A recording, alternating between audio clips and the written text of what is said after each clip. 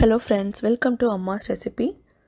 இன்றைக்கி நம்ம உருளைக்கிழங்கு குருமா எப்படி பண்ணுறதுன்னு பார்க்க போகிறோம். ரொம்ப ஈஸியாக தேங்காய் எதுவும் சேர்க்காமல் கடலை மாவு சேர்த்து பண்ண போகிறோம். இதுக்கு ஒரு பேனில் 2 ஸ்பூன் எண்ணெய் விட்டுக்கோங்க. எண்ணெய் சூடானதும் கடுகு சேர்த்துக்கலாம் 1 டீஸ்பூன் அளவுக்கு. இது பொரிஞ்சதுக்கப்புறம் 1 இன்ச் பட்டை 2 கிராம்பு சேர்த்துக்கோங்க. இப்போ இது கூட ஒரு பெரிய வெங்காயம் நீளமாக கட் பண்ணது, 2 பச்சை மிளகாய், இது ரெண்டையும் சேர்த்துக்கலாம். இந்த குருமாக்கு வெங்காயத்தை இந்த மாதிரி நீளமாக கட் பண்ணால் தான் டேஸ்ட்டாக இருக்கும். இப்போது இதை நல்லா வதக்கிக்கலாம். இது ஓரளவுக்கு வதங்கிடுச்சு. இப்போது 1 ஸ்பூன் இஞ்சி பூண்டு பேஸ்ட் சேர்த்துக்கலாம். இதையும் நல்லா வதக்கிக்கலாம்.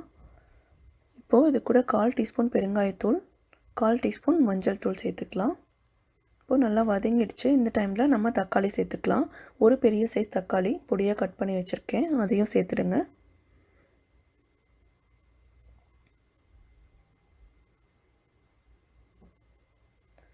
தேவையான அளவு உப்பு சேர்த்துக்கலாம்.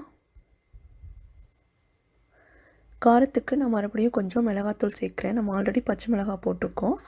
ஸோ இப்போ மிளகாத்தூள் 1/2 ஸ்பூன் சேர்த்துருக்கேன். அதையும் சேர்த்துட்டு நல்லா வதக்கிக்கலாம்.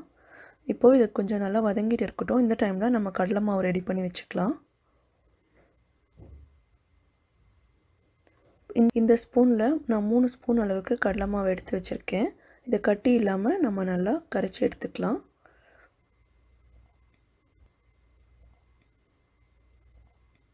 பாருங்கள், கட்டி இல்லாமல் கரைஞ்சிருச்சு.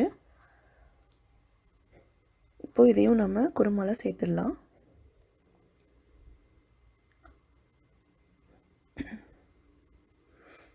சேர்த்துட்டு இந்த குருமாக்கு தேவையான அளவு தண்ணி சேர்த்துக்கலாம். இப்போது நம்ம கடலை மாவு சேர்த்துருக்கனால நம்ம குருமா கொஞ்சம் கெட்டியாகும். ஸோ நீங்கள் தண்ணி அதுக்கு ஏற்ற மாதிரி சேர்த்துக்கோங்க.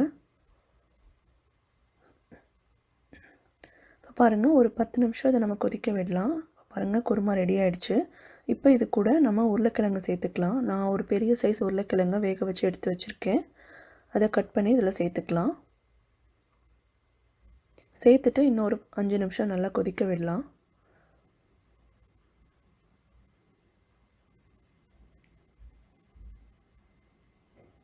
அஞ்சு நிமிஷத்துக்கு அப்புறம் பாருங்கள், நம்மளோட குருமா சூப்பராக ரெடி ஆகிடுச்சு. நல்லா திக்காகிடுச்சு பாருங்கள். ரொம்ப டேஸ்டியாக இருக்கும். இதை நீங்கள் பூரி, சப்பாத்தி, தோசை கூட சாப்பிட்லாம். நீங்களும் இதை ட்ரை பண்ணி பார்த்துட்டு எப்படி இருந்ததுன்னு கமெண்ட்ஸில் சொல்லுங்கள். தேங்க்ஸ் ஃபார் வாட்சிங்.